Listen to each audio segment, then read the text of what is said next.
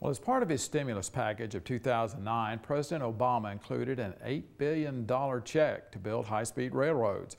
Now up to $3.5 billion could go to California, which is about to begin an ambitious project linking San Francisco and Los Angeles. Construction is set to begin soon in California's Central Valley, an area known as America's Salad Bowl. Market to Market's David Miller says the project could be the end of the line for some farmers.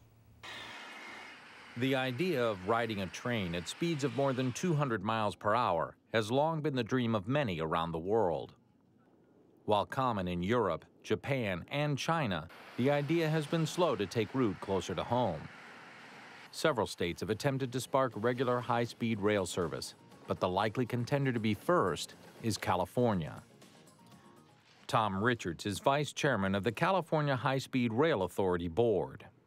When you think about what the alternatives are in California, the surface transportation system, the highway system in California was designed years and years ago, decades ago, for a population that was somewhat less than 20 million people. A new assessment of current population growth that just came out earlier this week or last week, which reduces what the anticipated population is by mid-century, but it's still estimated at 50 million people.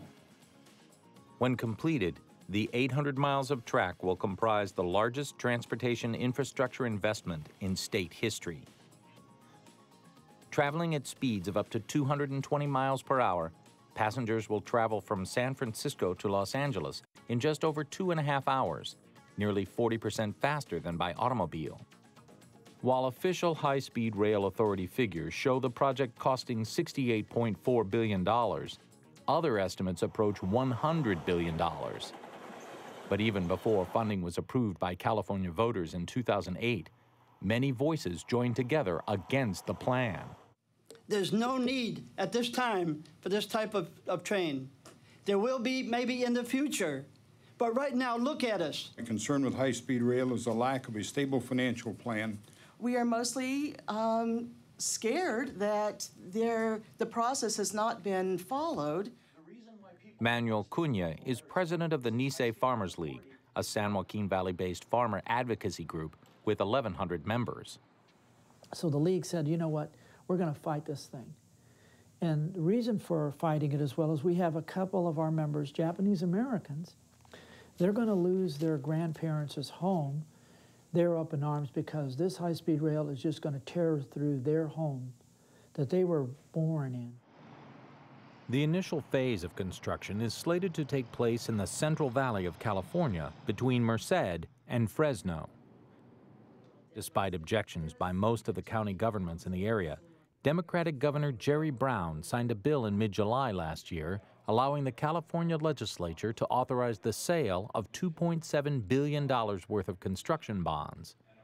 The money will be matched by $3.3 billion in federal funds, allowing for the first 130-mile section of track to be laid. The steel rails will cut through a portion of the valley's 6 million acres of cropland, which produces a good share of the nation's winter fruits and vegetables. The original plan was to create an independent path connecting the major urban centers of California. But in order to reduce the price tag by nearly $30 billion, a new route was created combining dedicated roadbed and existing right-of-way. The California High-Speed Rail Authority estimates 320 billion fewer vehicle miles will be traveled over the 40 years following completion of the project in 2028. Officials with the Golden States Rail Board predict 12 billion fewer pounds of greenhouse gases will be produced and 237 million gallons of auto fuel will be saved annually. Nearly 120 million people are expected to take advantage of the faster service by 2030. The High-Speed Rail Authority says at least 600,000 construction jobs and 450,000 permanent jobs will have been created when the entire route is completed in 15 years. Officials also say it will help revitalize communities along the line, but Cunha believes the project will be devastating to local farmers. So the jobs in my industry are going to be huge to loss. And they're saying, well, we're going to put those people to work. No, you're not. Don't fool me, because you're talking about people operating major big equipments, which is tied to the unions and tied to other issues. and those aren't going to be those jobs that are around here. They're going to come from other states that have economic problems, and they could even come from those countries that we're going to buy the steel from or the train from. We don't make the trains around here, and we don't make any steel around here. So all of these together are going to be controlled by a very small group of people, but we're going to lose all the jobs that we have here. Thousands of acres of private property will have to be purchased or acquired in order to complete the massive transportation project.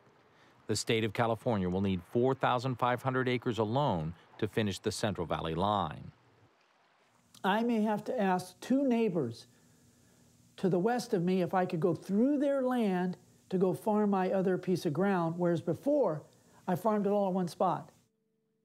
We have to mitigate those implications or impacts. Part of what we believe works is the same thing that's worked in Europe, and what's worked in Europe is where you have land swaps. So you may have a farmer that's being impacted over here, and we understand that, but there is an opportunity perhaps to swap that piece of property that's been affected with the property owner to the other side of that. Cunha and the Nice Farmers League are opting not to take legal action, but others are. 3 lawsuits have been filed by various groups to stop construction of the Central Valley project. Initial arguments are slated to begin in April. Last month, however, a Sacramento Superior Court judge denied a request to block work on the stretch between Merced and Fresno. Officials with the High-Speed Rail Authority have stated they plan to seek common ground with each piece of litigation, but refuse to comment on any pending cases. Legal wrangling aside, the Central Valley project is proceeding at high speed. Bids have been accepted for a 30-mile section of track between Madera and Fresno, and construction contracts are expected to be awarded in June. For Market to Market, I'm David Miller. And you can watch this story again on the high-speed railway on our Farm Week website. That's farmweek.msucares.com. You can also watch our stories on YouTube and Facebook. We'll also have a link to the Market to Market website where you can see the story as well and read the script. That's farmweek.msucares.com.